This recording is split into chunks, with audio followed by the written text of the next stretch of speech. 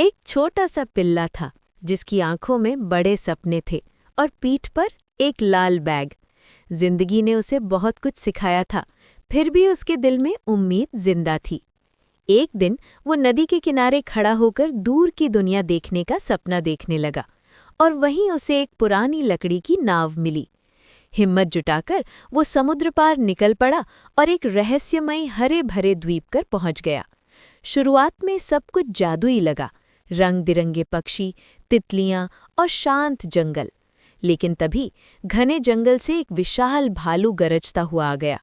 डर के मारे पिल्ला भागा, गिर पड़ा और उसे लगा अब सब खत्म हो जाएगा। तभी अचानक चमकते जुगनू पूरे जंगल को रोशन कर देते हैं।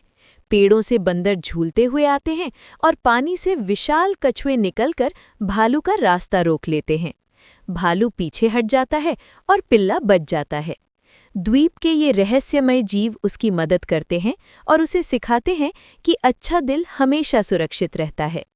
थोड़ी देर बाद वे उसे वापस नाव तक छोड़ते हैं और वो पिल्ला पहले से ज्यादा बहादुर और मजबूत बनकर मुस्कुराते हुए अपने अगले सफर की ओर निकल पड़ता है।